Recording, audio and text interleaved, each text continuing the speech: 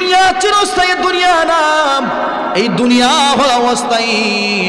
এই দুনিয়াতে আপনার সন্তান আপনার আপন না, কথা বলেন ঠিক কিনা? এ ভাই, আপনার মা আপনার আপন না, আপনার বাবাও আপনার আপন না। সামান্য বিপদে পড়ে আপনি দেখেন আপনার মা আপনাকে অস্বীকার করে ফেলবে, আপনার বাবা আপনাকে অস্বীকার করবে, কথা বলেন ঠিক কিনা? আমার ভাইয়েরা, বাস্তব কথা, বাস্তব কথা, মিথ্যা কোনো কথা না। বাংলাদেশি অনেক উদাহরণ আছে, সন্তানকে মা কষ্ট করে, মানুষের বাড়িতে কামলা দেয়া কষ্ট করে নিজে নাকে বড় বানাইছে, মন্ত্রণালয়ের সচিব হয়েছে, এবার তারা কোটি কোটি টাকার মালিক। কিন্তু দেখা যায় মার কোনো খবর নেয় না, কথা বলেন এরকম আছে না নাই?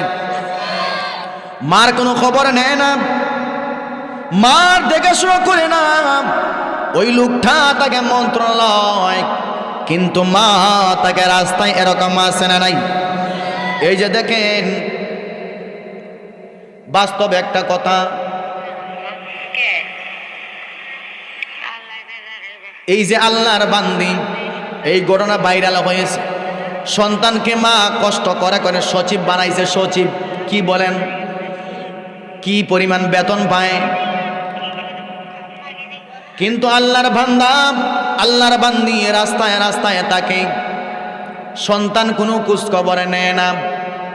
এবার আপনারা বলেন, জি মা পেটের ভিতরে 10 মাস 10 দিন সন্তানটাকে রেখেছে, মা খানা খাইতে পারে নাই, ঘুমাইতে পারে নাই, ওই দুনিয়ার যদি সন্তানটা মাকে অস্বীকার করে, কিয়ামতের কঠিন ময়দানে সন্তান অস্বীকার করবে না?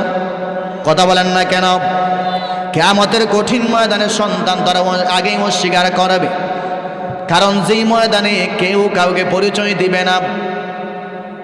এ মুসলমান, বলতেছিলাম 3 জায়গায় কেউ কাউকে পরিচয় দিবে না, কথা বলেন কয় জায়গায়? বিশ্বনবী মুহাম্মদ রাসূলুল্লাহ সাল্লাল্লাহু আলাইহি ওয়াসাল্লাম বলেন, হাসরের ময়দানে 3টা জায়গায় এমন আছে, যেই 3 জায়গায় মা তার সন্তানকে চিনবে না, বাবা তার সন্তানকে চিনবে না, মা তার স্বামীকে পরিচয় দিবে না, স্বামী তার স্ত্রীকে পরিচয় দিবে না, ভাই ভাই ভাইকে পরিচয় দিবে না, একজন আরেকজন থেকে পলায়ন করবে, কথা বলেন ঠিক কিনা?